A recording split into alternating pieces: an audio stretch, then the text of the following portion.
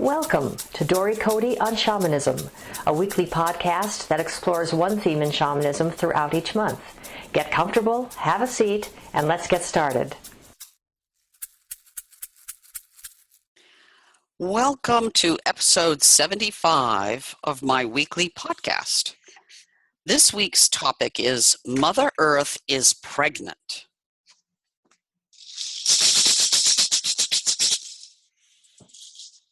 So Dory, what do you mean by this topic? In what way is Mother Earth actually pregnant, and to what or whom is she giving birth? Mother Earth is giving birth every nanosecond of every day to all the life-sustaining elements that we as living beings require to live on this earth. Not just humans, but animals and plants and microbes and fish and the weather and all aspects of our being. So, when I say she is pregnant, what I mean is that, as I've said in the last couple of podcasts, she is in a constant state of giving and giving life. In order to give life in that way, of course, one has to be pregnant with energy, pregnant with something to give. So when I say pregnant, I mean, the metaphor for in a constant state of giving birth. And so Mother Earth is giving birth all the time to new beings, to new energy, to new life. And as such, again, I go back to, wow, when you see a pregnant woman out somewhere in the world, don't you stop for a second and recognize, wow, what an amazing, beautiful being who's providing a nurturing space for a fetus in her belly? And don't you pay a little extra attention? Maybe you help her with her shopping cart, or you help her load her groceries in the back of her car, or you're a little more patient with her need to get into the seat out front of you in the theater. You pay a certain amount of attention to a pregnant woman because they're doing something incredibly sacred. They're giving life to another being. The same is true with, if you see a pregnant doe on the side of the road or in the field outside of your house, you notice that. You pay attention to, oh, how sacred, how special. She has this living being in her belly. Well, again, Mother Earth is pregnant. She's pregnant all the time. And so if that helps, if that visual helps people to understand how important it is for us to treat her with tender care like we do a pregnant mother, human or animal, then that could be a step in the right direction of understanding, oh, yes, she's pregnant. Wow, we got to make sure we feed her. She needs extra vitamins. She needs to eat for 2 people. She needs this. We need to feed her. Just like we care for a pregnant woman or a pregnant animal. So she's actually pregnant. There's it's a metaphor, but she is pregnant. She's giving us life all the time. New life.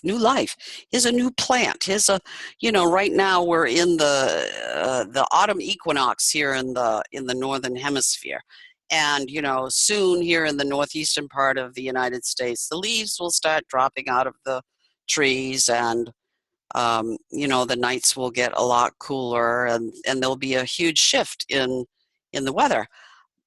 And yet, even though we might see, oh, things are dying, the truth is that new life is being created all the time. Those leaves fall into the ground and they provide nutrients to the earth. Those nutrients are feeding all those beings that are living in the caves of the earth while they take a rest during the winter months. There is new life being born all the time. And And so that's the reason that I say, yes, Mother Earth is definitely pregnant. She's also our divine feminine. Yes, absolutely. And when we connect with her, it strengthens that in us and others, right? Absolutely. And I think it really opens the hearts of people who otherwise might not, provide reverence to, the feminine aspect of life in a human body, but who can understand the feminine aspect of the pregnant being, and and therefore open their heart to that. And as a woman myself who over efforts all the time, as I'm listening to you, I'm thinking this practice would really help put the feminine side in balance for me as well. It's a really good point. And I'm hoping that it will also help put the feminine side in balance for the masculine. For the men listening to this podcast, the understanding that, the earth is the ultimate mother, and the way you treat her is a reflection of how you really treat women of all races, of all, whether human or animal. How do you treat the feminine aspect of life on earth? And so if you treat the mother, the ultimate mother, with respect and give her the reverence that she deserves, then you have a much greater chance of seeing that reflection in the feminine aspect of all beings on earth, and thus showing them also equal respect.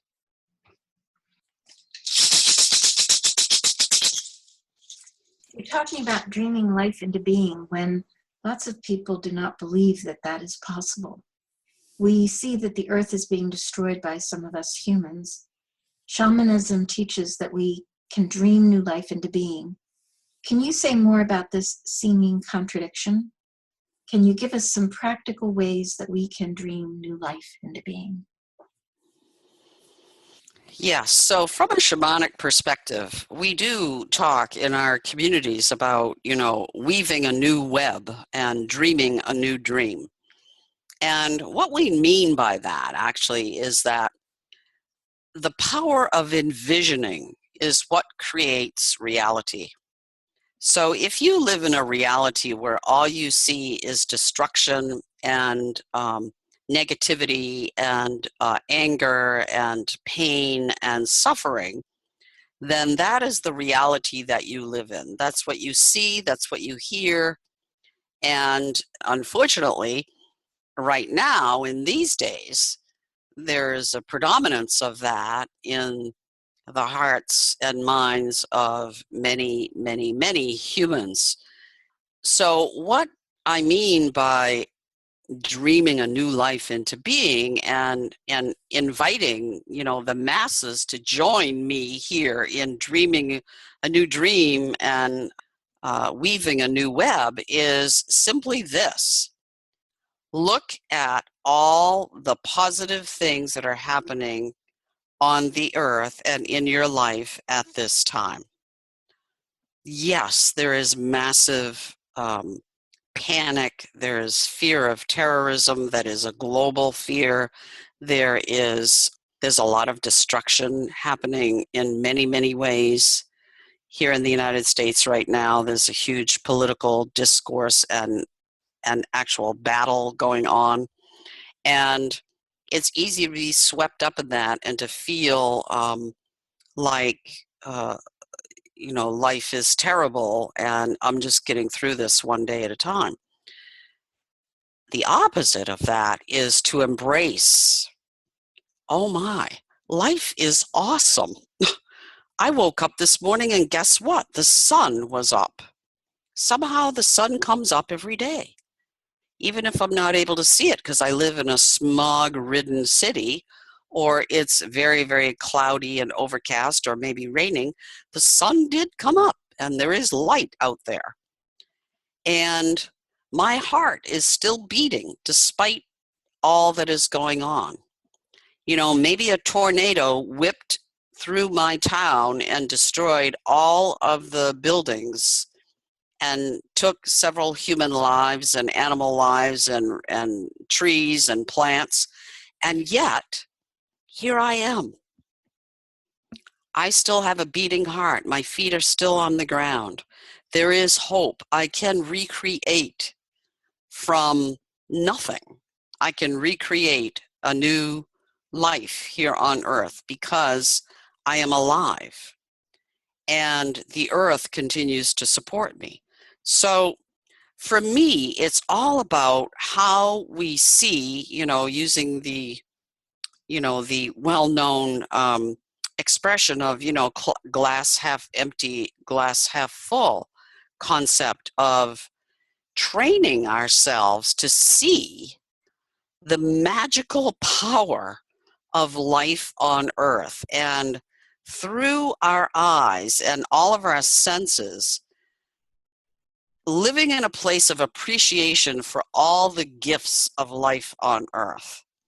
And by doing that, what we do is we feed the collective consciousness with imagery that is positive, that is beautiful, that is harmonious, that is filled with hope and grace and sacredness.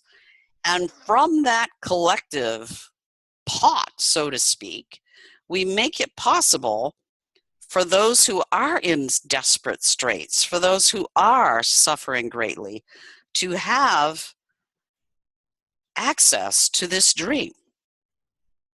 If you can imagine that every time you have a positive thought, you're putting a drop of water into a bucket, and that bucket of water is being made available to somebody in Africa who has no water, then that's what I'm talking about. Every time you live from a place of consciousness and have positive thoughts and gratitude for this life that we live here on earth, you are putting drops of water into a universal bucket for somebody else to draw from. And in doing that, we do reach the tipping point. And the tipping point is beautiful. It's not destruction. It's not the end of the earth. It is the rebirth of the earth and all of her beings. I love that what you're saying really points out how connected we are. Yes, absolutely. And that, that's a belief and an understanding, and for me, an absolute truth that that we are all connected. And so what I think and what I do and what I say actually has an impact on everybody, on all beings. And so it behooves us to live from a place of love and power and beauty and hope and, sacredness, because then we fill ourselves with that, but we're also filling the bucket for other people to draw from. And in the inevitable times when we need to draw from the bucket, when we feel alone, it's there from others. Exactly. To help pull us out. Exactly. Perfect. I want to add here that a student of mine was just telling me about this magnificent place that I'm hoping to visit next week. It's called Pando, and it's in Fish Lake National Forest in Utah, where there are quaking aspens, acres and acres of quaking aspens, the mother of which, the mother tree, the organism herself has been alive for 80,000 years. And all of every aspen that has rooted itself from this organism is connected. They're all connected in their root system. And when they quiver, they all quiver together. They are one huge living, breathing organism that to me is like the ultimate powerful visual example of how we truly are all connected. Beautiful. Yeah. Do you have anything else you would like to add on Earth pregnancy at this time? No, thank you. I hope that these words have been inspiring and that they help. You know, if I'm able to help just one person by having voiced some of these thoughts and beliefs, then I will feel like this podcast has accomplished a goal for me. Thank you for listening to Dory Cote on Shamanism. We'd love to hear your thoughts, stories, reactions, and questions. Come on over to dorycote.com and join the conversation. And tune in next week for more on this subject, or next month for a new subject. You can subscribe to this podcast in iTunes or sign up on dorycote.com to receive notices when the podcasts are posted. That's Dory, D-O-R-Y, and Cote, C-O-T-E.com. Drumming and rattling by Dory Cote and Terry Morgan. Technical assistance and audio production by JillHackett.com. And this is Susan Savelle, wishing you many blessings in your life. We hope to have you join us next time.